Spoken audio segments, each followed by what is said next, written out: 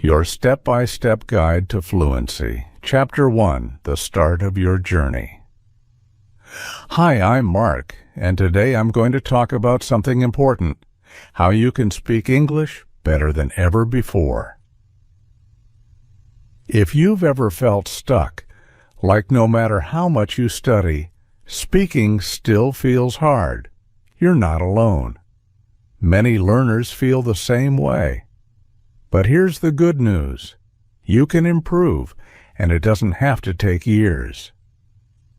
With the right techniques, you can start speaking better right away. Have you ever wondered what separates fluent speakers from beginners? It's not that fluent speakers know all the words or never make mistakes. In fact, they make mistakes all the time. The real difference is confidence. Fluent speakers are confident in their ability to communicate even when they don't know every word or grammar rule. They don't freeze when they forget a word, they keep going. And that's what makes them sound fluent. Imagine this. You're in a conversation, and the words just flow. You're not thinking about grammar. You're not hesitating. You're just speaking. That's the goal. The secret to fluency. Here's something that might surprise you. Small changes in how you practice can make a huge difference. You don't have to completely change your study routine or learn thousands of new words. What you need are a few simple techniques that will help you speak with confidence. Step 1. Build confidence. Confidence is the foundation of fluency. Without it, it's hard to speak well. But confidence isn't something you're born with. It's something you build. Here's the truth. Anyone can speak better than they did before, no matter their current level. If you've struggled with English or been afraid to speak, this podcast is for you. We'll go step by step, breaking the process into easy techniques that you can start using today. By the end, you'll be speaking English more confidently than ever before. Why confidence matters. When you're confident, you're not afraid to make mistakes. You speak freely, and even when you mess up, you learn from it. Every time you practice speaking, you're building not just your language skills, but also your confidence. Here's a quote I love from Winston Churchill. "Success is not final. Failure is not fatal. It is the courage to continue that counts." This is especially true for speaking English. The more you speak, the more confident you become, and the more your fluency improves. A small challenge for you to get started: set a goal to speak English every day, even if it's just for 5 minutes. Practice with a friend, a family member, or even by yourself. The key is to start speaking, even if it feels uncomfortable at first. In the next chapters, we'll break down exactly how to build confidence and improve your speaking skills. We'll cover listening techniques, shadowing, repetition, and even some fun ways to practice. Remember, it's not about being perfect. It's about making progress. Chapter 2, The Power of Active Listening. Now that we've talked about building confidence, let's dive into the first key technique. Active listening. You might think that speaking fluently is all about talking, but here's the truth. You can't speak well unless you listen well. Listening is the foundation of fluency. When you listen, you're not just hearing words. You're learning how sentences flow, how native speakers connect ideas, and how certain words are pronounced. Mastering listening makes speaking easier and more natural. It's like filling your brain with the right tools before you start building. What is active listening? Not all listening is created equal. To improve your fluency, you need to practice active listening. This means really paying attention to what you hear. Don't just let the words pass by. Focus on them, break them down, and absorb how they're used. How to practice active listening. Here's an example. When you listen to a podcast, a story, or even a conversation, pay attention to details. Sentence structure. Are the sentences short or long? Pronunciation. How are certain words pronounced? Ideas. How does the speaker connect their ideas? By noticing these details, you'll learn how to use them in your own speaking. Shadowing. A powerful technique. One of the best ways to practice active listening is through shadowing. Shadowing is when you listen to a speaker and immediately repeat what they say, like being their shadow. Steps for shadowing. 1. Choose a podcast or story pick, something short and not too difficult. You can find beginner-friendly stories and podcasts on my website, The Stories Speak. 2. Listen carefully. Start with a short sentence or phrase. Pay close attention to the speaker's rhythm, tone, and pronunciation. 3. Pause and repeat. Pause the audio after each sentence and repeat what the speaker said, trying to match their speed and intonation. 4. Keep going practice for a few minutes each day. Over time, you'll notice your pronunciation and fluency improve. Why shadowing works. Shadowing helps you get used to speaking without overthinking. You're not translating in your head. You're simply repeating what you hear. This builds fluency naturally. But here's an important tip. Don't worry about being perfect. When you're shadowing, you'll make mistakes. Maybe you'll miss a word or mispronounce something. That's okay. The goal isn't perfection. It's getting comfortable speaking without hesitation. A real-life success story. One of my students, Sarah, was very shy about speaking English. She was afraid of making mistakes, so she rarely spoke at all. I introduced her to shadowing, and it changed everything. At first, she struggled, but after a few weeks, her sentences started flowing more easily. Shadowing helped her build confidence, and soon she was speaking without fear. Here's a great quote by Stephen R. Covey that fits perfectly. Most people do not listen with the intent to understand. They listen with the intent to reply. When you practice active listening and shadowing, you're training yourself to understand English deeply. And that's the key to speaking fluently. In the next chapter, we'll explore another powerful technique, repetition, and why it's the secret to mastering any language. Chapter 3. The Repetition Technique. We've already explored the power of active listening and shadowing. Now let's dive into a technique that might sound simple, but is incredibly effective. Repetition. Why repetition matters. You might wonder, why is repeating things so important? The answer is simple.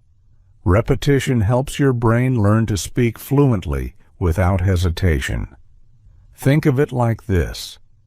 When you repeat words and phrases, you're training your brain to remember them quickly. The more you repeat, the more natural they feel.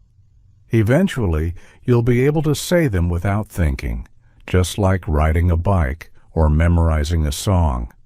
Speaking English is no different. Fluency isn't about knowing all the words. It's about being able to use the words you know easily and confidently. Repetition helps bridge the gap between knowing and speaking. How repetition transforms speaking. Let me share a story about one of my students, Paul. He knew a lot of English words, but hesitated when speaking because he always had to stop and think. I introduced him to the repetition technique, where he practiced 5 common English phrases daily, saying each phrase 5 times. At first it seemed boring, but after just 1 week, Paul could say those phrases effortlessly. Repetition had trained his brain to access them quickly. The how to use repetition. 1. Repeat common phrases. Start with phrases you use often, like, "How are you?" "What's your name?" "Can you help me?" Repeat these phrases out loud multiple times. Practice them during daily activities like walking, cooking, or standing in front of a mirror. The goal is to make these phrases feel natural and automatic. 2. Use the mirror technique. Stand in front of a mirror and say a sentence 5 times. Watch your mouth move and focus on pronunciation. 3. This not only improves fluency, but also builds confidence. You'll get comfortable seeing yourself speak English. 4. Combine shadowing and repetition. Remember shadowing from Chapter 2? You can combine it with repetition for double the impact. After shadowing a few sentences, pause and repeat them again on your own. For example, listen to a podcast. Shadow the sentences as you hear them. Then, repeat the same sentences several times. This process reinforces what you've learned and turns it into a habit.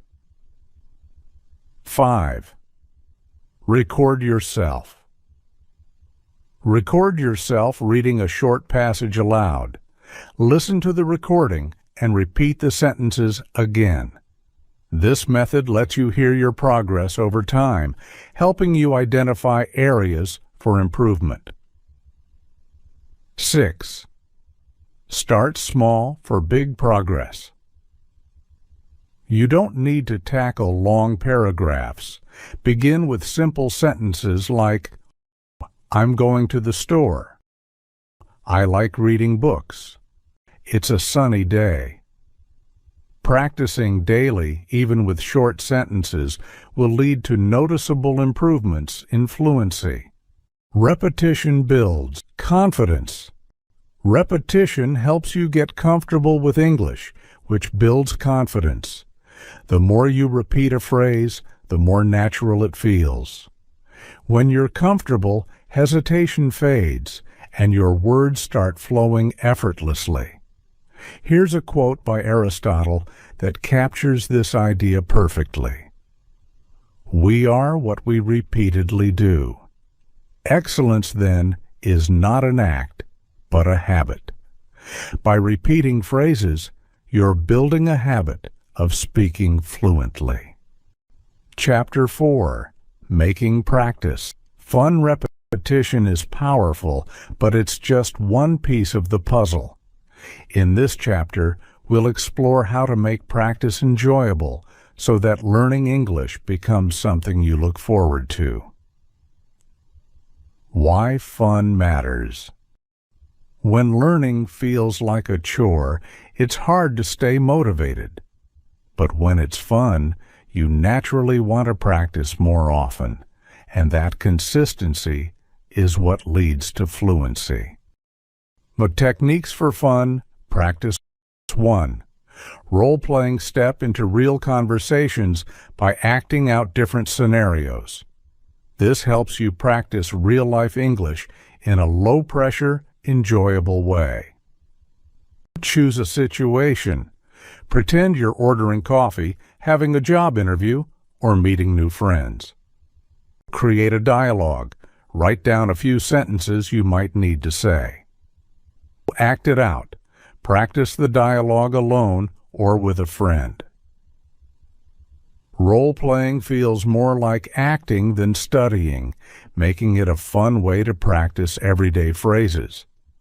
Example, one of my students, Anna, felt bored practicing by herself. When she started role-playing, she pretended to travel, order food, and meet new people, all while improving her English. 2. Talk about what you love. Practice English by discussing topics you're passionate about. When you talk about things you love, the words come more easily and you're motivated to keep speaking. If you love cooking, describe your favorite recipes in English. If you enjoy sports, talk about a recent game or your favorite team. Albert Einstein once said, "Creativity is intelligence having fun." Use your creativity to make practice enjoyable and effective. 3. Play speaking games, turn practice into a game. Here are a few ideas. 20 questions. Think of an object, and your partner asks yes, no questions to guess it. Switch roles if practicing alone. Charades. Act out a word or phrase without speaking, and your partner guesses. 1-minute challenges. Pick a topic and see how long you can talk about it without pausing. Games make learning lighthearted and help you think in English spontaneously. 4. Mix up your practice. Don't repeat phrases the same way every time. Practice them. In the morning, while imagining you're at a cafe. In the evening, as if you're talking to a friend. Changing the context keeps repetition interesting and mimics real-life situations. The fluency through fun. When you enjoy learning, you practice more, and the more you practice, the faster you improve. So, don't just study English. Make it a part of your daily life in ways that excite you. In the next chapter, we'll dive into how to turn your environment into a language learning tool and why immersing yourself in English is one of the fastest ways to improve. Chapter 4. Breaking Through. Speaking Blocks. So far, we've explored how to make English practice enjoyable with techniques like role-playing, speaking games, and podcasts. But what happens when you feel stuck? When the words just won't come out, and the fear of making mistakes holds you back? These speaking blocks are a normal part of learning. The key is understanding how to break through them. Let's start by acknowledging an important truth. Making mistakes is part of the learning process. The fear of mistakes. One of the most common reasons for speaking blocks is the fear of making mistakes. But here's a secret. Even native speakers make mistakes. What truly matters is that you keep speaking. The more you practice, the more confident you'll feel, and the easier it will be to push past these blocks. 1. Overcoming the fear of mistakes. Imagine you're in a conversation and suddenly you forget a word or say something wrong. What should you do? Keep talking. Don't let mistakes stop you. Use description. If you forget a word, try explaining it another way. Focus on communication, not perfection. Here's a real-life example. One of my students, Daniel, was so afraid of mistakes that he often froze mid-conversation. I reminded him that mistakes are not failures. They're learning opportunities. We practiced simple conversations, and I encouraged him to keep speaking even when he wasn't sure about every word. Over time, Daniel's confidence grew, and mistakes stopped bothering him. As Henry Ford once said, failure is simply the opportunity to begin again, this time more intelligently. Every mistake you make is a chance to learn and improve. Check 2. Use self-talk to break through blocks.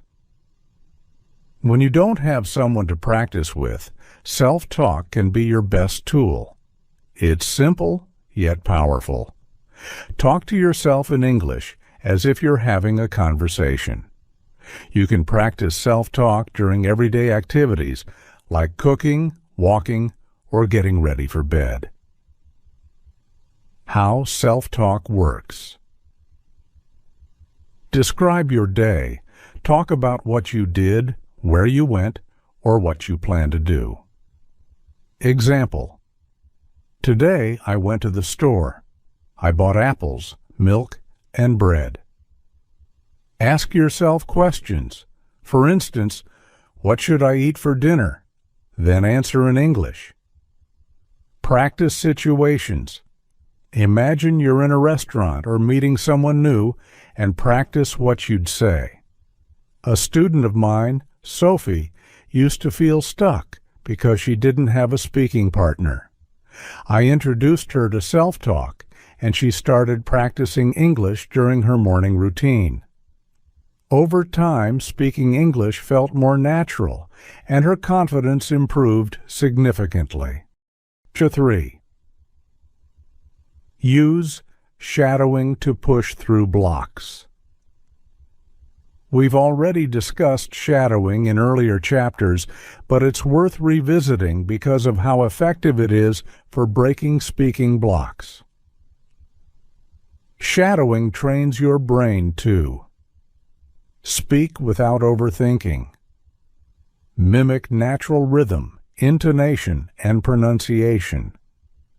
By repeating sentences as you hear them, you get used to speaking English fluently and naturally.